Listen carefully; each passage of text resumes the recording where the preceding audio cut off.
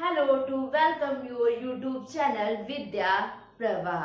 खोल दो पंख मेरे कहता है परिंदा, खोल दो पंख मेरे कहता है परिंदा, अभी उड़ान बाकी है, जमीन नहीं है मंजिल मेरी, जमीन नहीं है मंजिल मेरी, अभी पूरा आसमान बाकी है। तो इसी मोटिवेशन थॉट के साथ आइए आज की शुरुआत करते हैं। तो इसके पहले वीडियो में हम लोगों ने कहाँ तक पढ़ा था? वन्य प्राणी। वन्य प्राणी किसे कहते हैं? जो जीव जंतु जंगलों में रहते हैं, वनों में रहते हैं, उन्हें हम वन्य प्राणी कहते हैं। जैसे शेर, चीता, भेड़िया, लोमड़ी, ये सब क्या है? ये सब वन्य प्राणी हैं। ये हमारे इकोसिस्टम के लिए बहुत ही जरूरी होते हैं, हमारे फूड चेन के लिए जरूरी होते हैं। क्यों जरूरी होते हैं? कभी आपने ये चीज सोचा कि अगर सिर्फ छोटे जीव जंतु या तो शाकाहारी जंतु ही बचेंगे तो दुनिया में क्या होगा? क्या होगा?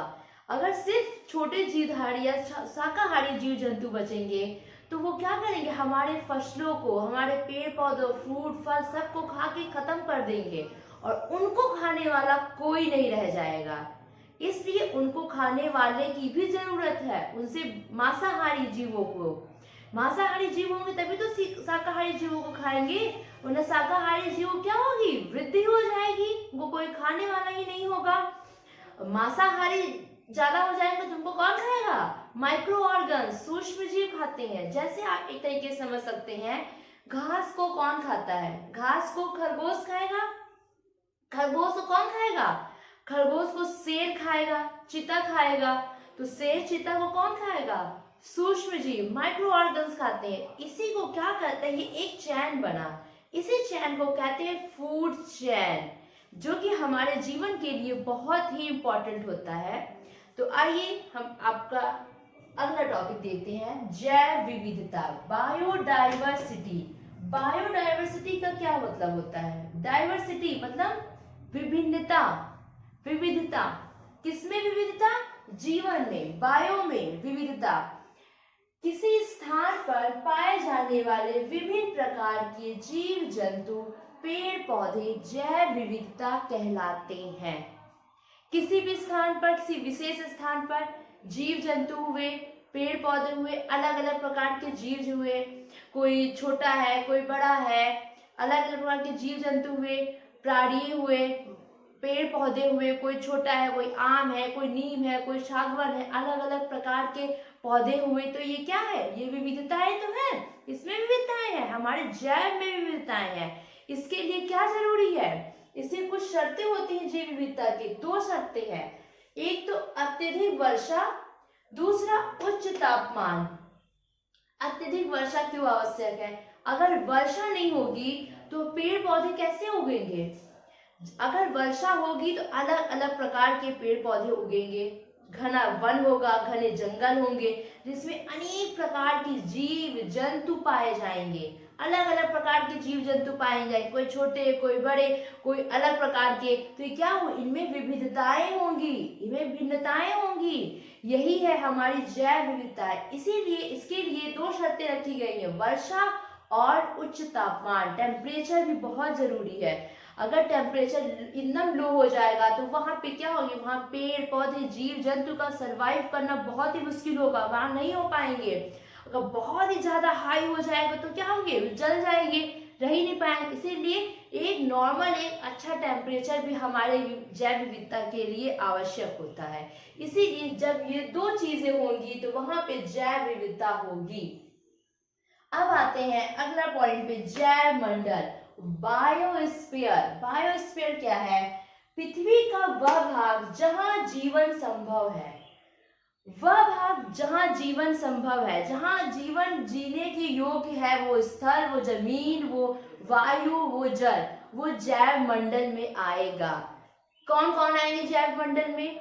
एक तो स्थल मंडल, वायुमंडल और एक जल मंडल। ये तीनों मंडल जो होते हैं वहां पे क्या होते हैं? जीवन, लोग जी सकते हैं, प्राणी वहां रह सकते हैं, जीव जंतु रह सकते हैं, रहते हैं भाई, क्योंकि भूमि में आप है, जल मंडल में भी है और वायुमंडल में भी जीव जंतु है। तो ये क्या हुआ? ये तीनों जैव मंडल ही है, भूमिमंडल, जलमंडल, वायुमंडल, तीनों जैव मंडल के अंदर आते हैं। अब आते हैं वन्य तथा वन्य प्राणियों के संरक्षण के उपाय। इसके पहले हमने पढ़ाया था ना, वन्य प्राणी जो जीव जंगल में रहते हैं, जो जीव जंतु उन्हें वन्य प्राणी कहते हैं, और वनों की, तो इनकी सुरक्षा भी तो जरूरी है। अगर इनको उचित भोजन नहीं मिल पाएगा, उचित इन्वायरमेंट नहीं मिल पाएगा, तो ये क्या रह पाएंगे? नहीं रह पाएंगे।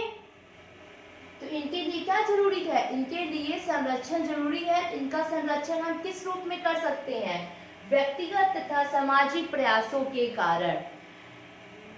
व्यक्तिगत तथा सामाजिक प्रयासों के द्वारा कैसे कर सकते हैं? पर्सनली आप पेड़ पौधों को लगा सकते हैं। आप दूसरों से कह सकते हैं कि भाई पेड़ पौधे हमारे लिए बहुत जरूरी है, इनको मत काटिए। उसके बारे में बता सकते हैं पर्सनली रूप में, व्यक्तिगत रूप से आप पेड़ पौधों को लगाइए, दूसरों को भी बताइए।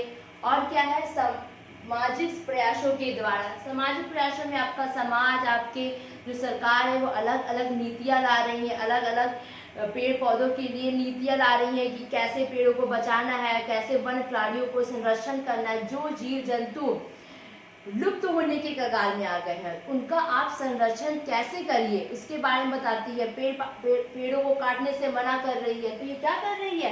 ये संरक्षण ही तो कर रही है आप सबका। दूसरा है सरकारी एजेंसियां। सरकारी एजेंसियां क्या कर रही है? पेड़ों को काटने से मना कर रही है। लुप्त कौन से प्राणी क्या हो रहे हैं, कौन से जीव जंतु लुप्त हो रहे हैं, उनके बारे में डाटा को इकट्ठा करना, फिर उसका संरक्षण करना, कैसे संरक्षण की जाएगी इसकी योजना लाना, कौन करता है? ये सब सरकारी एजेंसियां ही तो कर रही हैं। थर्ड पॉइंट है वन्य जंतु अभ्यारण्य द्वारा। वन्य जंतु अभ्यारण्य बहुत ही इम्पोर्टेंट होता है पेड़ पौधों, जीव जंतुओं के लिए, कि उनको एक ऐसा इन्वायरमेंट दिया जाए जहाँ पे वो सुरक्षित रह सके, उनका कंजर्वेशन किया जाए, जहाँ पे वो रहे। राष्ट्रीय उद्यान बनाना, उद्यानों का निर्माण करना, जहाँ पे शेर, चीता, जंगल, जितने जंगल के हैं सब जीव जंतु, पेड़ हैं जो लुप्त होने के कारण, उनका संरक्षण किया जाए, उनको देखभाल की जाए, उनको क्या जरूरत है उसको दिया जाए, जिससे कारण वो अच्छे बने रहें। जैव मंडल आरक्षित क्षेत्र, और हमारे भारत में 18 जैव मंडल आरक्षित क्षेत्र बनाए गए हैं। यहाँ पे अलग अलग प्रकार के, अलग अलग किस्म के पेड़ पौधे, जीव जंतु हैं जिनका संरक्षण किया जाता है, वरना ये क्या होंगे? ये धीमे धीमे लुप्त हो जाएंगी हमारे भारत से, इनका अस्तित्व भी खत्म होगा। इनका अस्तित्व बनाए रखने के लिए जैव मंडल आरक्षित क्षेत्र बनाए गए हैं। तो आई होप आपको आज का वीडियो अच्छा लगा हो। अगर आपका वीडियो अच्छा लगा हो तो प्लीज मेरे चैनल को लाइक, शेयर एंड सब्सक्राइब जरूर करें। Thank you so much.